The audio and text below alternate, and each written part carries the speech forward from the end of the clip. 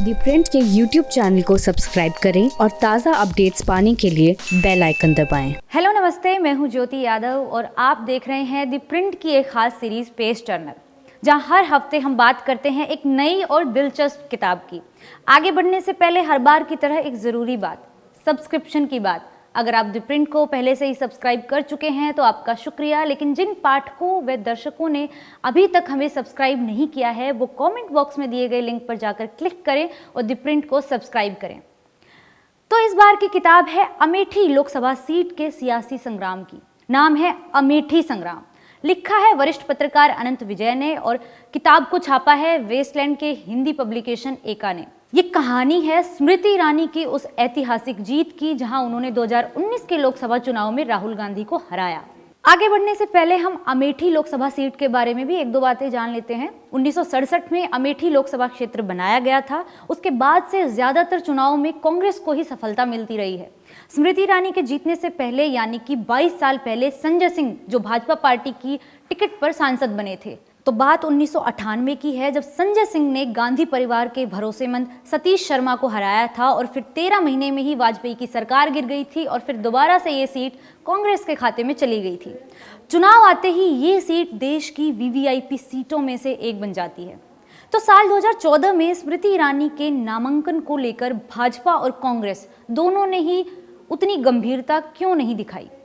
2014 के चुनाव के बारे में अनंत विजय लिखते हैं कि उस वक्त स्मृति ईरानी को केवल 23 दिन मिले थे। खुद पार्टी उनके नामांकन को लेकर गंभीर नहीं थी। वो आगे लिखते हैं कि स्मृति ईरानी ने उन्हें बताया, मेरे नामांकन के बाद अमेठी के कांग्रेस नेता तो दूर, भाजपा के नेताओं ने भी पूछना शुरू कर दिया था कि आप दिल्ली वापस कब जा रही हैं। विरोधियों की तो बात ही क्या बताऊं, मेरे अपने लोगों को भी ये लगता था कि फिल्मों से आई है, पैसे तो होंगे ही, राजनीतिक करियर के लिए राज्यसभा सीट है, अमेठी में क्या करेगी, थोड़ा बहुत घूमे फिरेगी और फिर वापस दिल्ली चली जाएगी। खैर, अनंत विजय विस्तार से बताते हैं कि गोवा के मुख्यमंत्री मनोहर पारिकर से लेकर मुजफ्फरनगर से संजीव बालियान, आरएसएस से बाल मुकुंद और हरियाणा से सुभाष बराला व प्रतिभा सुमन से लेकर रांची की मेयर आशा लकड़ा जैसे कई लोगों ने स्मृति ईरानी के लिए प्रचार में कोई कसर नहीं छोड़ी। लेकिन उस चुनाव में भाजपा पार्टी की जो प्रचार अभियान समिति थी उसने नरेंद्र मोदी की कोई भी रैली अमेठी के लिए प्रस्तावित ही नहीं की। उसके बाद मनोहर पारिकर ने अमेठी से वापस आकर नरेंद्र मोदी से कहा था कि अगर केंद्रीय नेतृत्व का साथ मिल जाता है तो स्मृति ईरानी उलटफेर कर सकती हैं। उसके बाद अनंत लिखते हैं कि नरेंद्र मोदी ने उस वक्त यूपी के प्रभारी अमित शाह को अपनी एक चुनावी रैली 5 मई के दिन अमेठी में करने के लिए कहा था और जब नरेंद्र मोदी अमेठी में जाकर अपना भाषण दे रहे थे तो उन्होंने प्रियंका गांधी की स्मृति ईरानी पर की गई एक टिप्पणी पर तंज कसते हुए कहा था। कांग्रेस के एक नेता ने पूछा था कि स्मृति ईरानी कौन है। मैं बताता हूं स्मृति ईरानी कौन है। स्मृति ईरानी मेरी छोटी बहन है। 40 साल से आपने जिस भूमि को बर्बाद किया है, स्मृति ईरानी उसे संजोने आई है। जब स्मृति ईरानी को जान से मारने की धमकी मिली 2014 में, स्मृति ईरानी की जीत हार और तैयारियों के बारे में सारे अखबार लगातार छाप रहे थे, लेकिन एक खबर थी जो नहीं आ पाई थी। उसी खबर को अनंत विजय अपनी किताब में लिखते हैं। बकौल अनंत, साल 2014 में एक चुनावी जनसभा के दौरान स्मृति ईरानी की गाड़ी के पास एक आदमी आया और बोला कि तुम अमेठी से चुनाव लड़ने आई हो, पर तुमको पता नहीं चलेगा कि किस तरफ से गोली आएगी और आर पार हो जाएगी। अनंत लिखते हैं कि स्मृति ने ये बात ना ही स्थानीय नेताओं को बताई और ना ही पार्टी के लोगों को। इसके पीछे की वजह ये लिखते हैं कि मीडिया इसे चुनावी पॉपुलैरिटी पाने का एक नुस्खा बता देगा और वो ऐसा नहीं चाहती थी। खैर, अनंत विजय के मुताबिक स्मृति ने अपने पति जुबिन ईरानी को ये बात जरूर बताई और उसके बाद जुबिन ने मुंबई से कई सारे डॉक्टरों को संपर्क किया और गोली लगने की आपातकालीन स्थिति में क्या किया जाए, कौन से अस्पताल में भेजा जाए वगैरह सारी जानकारियां जुटा ली। किताब में लिखा गया है कि जब मुंबई के डॉक्टरों ने गुरुग्राम के मेदांता अस्पताल का नाम सुझाया तो जुबिन ने फिर लखनऊ के अमौसी विमानतल और फिर वहां से दिल्ली पहुंचाने के इवैक्यूएशन प्लान की पूरी तैयारी की। किताब में कांग्रेसियों पर अमेठी चुनाव में पैसे बंटवाने के भी आरोप लगाए गए हैं। अनंत विजय आरोप लगाते हैं कि कांग्रेस पार्टी चुनाव के दौरान पैसे देकर धांधली करती रही है। इस धांधली को लेकर हम आगे बात करेंगे, लेकिन 2014 के चुनाव के दौरान जब अमेठी सीट से स्मृति ईरानी के नाम की घोषणा की गई थी तो कांग्रेसियों ने स्मृति ईरानी को परेशान करने की रणनीतियां बनानी शुरू कर दी। यहाँ वो एक किस्से का जिक्र करते हैं, जब कोई आदमी पार्टी द्वारा तैयार की गई एक रिपोर्ट को ले उड़ा तो बात ये हुई थी कि सतीश डोंड, जिन्हें संगठन के हिसाब से रणनीतिक रिपोर्ट बनाने में माहिर समझा जाता है, उन्होंने बड़ी मेहनत से अमेठी की एक रिपोर्ट तैयार की, लेकिन भाजपा पार्टी उस पर कोई काम कर पाती उससे पहले ही एक चंद्रमौली नाम का कार्यकर्ता रिपोर्ट को ले उड़ा और उसको कई दिन तक ढूंढने के बाद भी लोकेट नहीं किया गया। अमेठी जीत में आरएसएस की क्या भूमिका रही?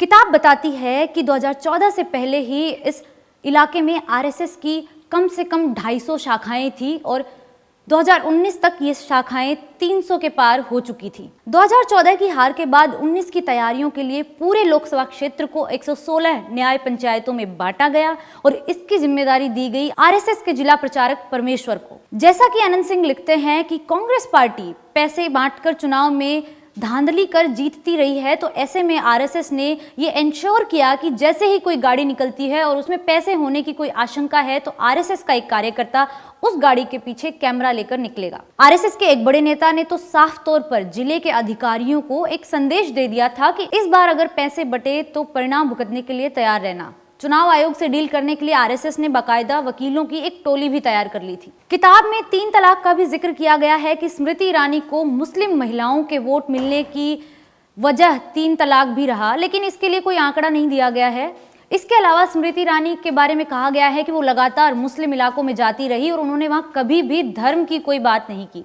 किताब में स्मृति ईरानी के मानव संसाधन मंत्री बने रहने के दौरान दूसरे भाजपा नेताओं की मदद से अमेठी में किए गए कार्यों का भी उल्लेख किया गया है कि स्मृति ईरानी ने अमेठी में अपने पैर कैसे जमाए, जैसे पीपरी गांव के कटान से विस्थापित लोगों के लिए पुनर्वास करवाना, रेलवे के यूरिया का रैक पहुंचाना और अहमदाबाद की एक संस्था उत्थान के साथ मिलकर अमेठी में महिलाओं को रोजगार दिलाना, वहां से नीम की निमोलियों को 16 रुपए प्रति किलो खरीदना। स्मृति ने आर्थिक रूप से कमजोर परिवारों की लड़कियों की शादियां भी कराई और जगदीशपुर ब्लॉक में दलितों के 200 परिवारों तक केंद्रीय योजनाएं पहुंचाई।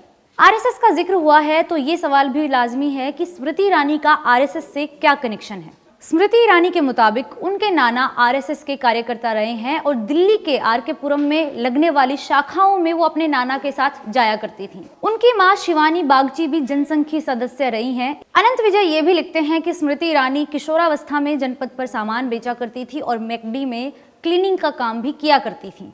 2016 में जेएनयू में हुए विवाद को लेकर स्मृति ईरानी ने संसद में एक जोशीला भाषण दिया था, जिसे समय समय पर अपने अपने हिसाब से कई सारे ग्रुप्स वायरल कराते रहते हैं। इसमें स्मृति ईरानी ने दुर्गा माँ को लेकर एक विवादित पोस्टर को उठाया और उसकी कुछ लाइनें पढ़कर सुनाई थी। जेएनयू के छात्रों को उन्होंने खूब लताड़ा भी था। तो इस किताब में ये भी बताया गया है कि बकौल स्मृति ईरानी अगर भगवान उन्हें किन्हीं ऐतिहासिक किरदारों से मिलने का मौका दें तो वो छत्रपति शिवाजी महाराज, नाइट्स टेम्पलर और फील्ड मार्शल सैम मानेकशॉ के अलावा भगवान भोलेनाथ से भी मिलना चाहेंगी। भोलेनाथ से वो बातचीत भी करना चाहेंगी।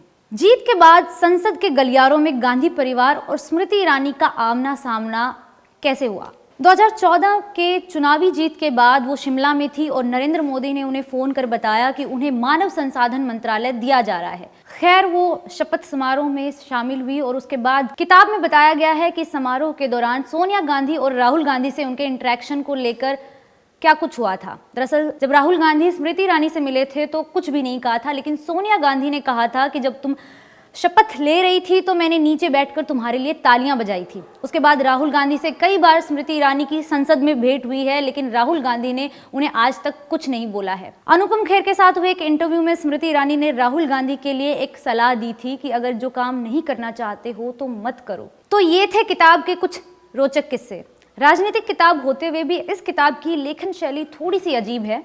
हर चौथी लाइन पढ़कर लगता है कि अरे इसको तो पहले पन्ने पर पढ़ा था, दूसरे पन्ने पर पढ़ा था, और स्मृति ईरानी के बारे में पढ़ते हुए लगता है कि किसी दैवीय अवतार के बारे में पढ़ा जा रहा हो। इस किताब में बहुत सारी बातें इसने कहा, उसने कहा, इसने बताया के आधार पर लिखी गई हैं और आखिर में अमेठी के चुनाव को लेकर थोड़े बहुत आंकड़े भी पेश किए गए हैं।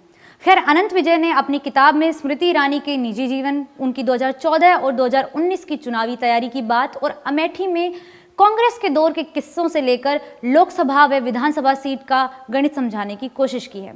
अगर आपको ये वाला एपिसोड अच्छा लगा तो हमें कमेंट करके बताइए कि आप नेक्स्ट एपिसोड में किस किताब का रिव्यू हमसे चाहते हैं।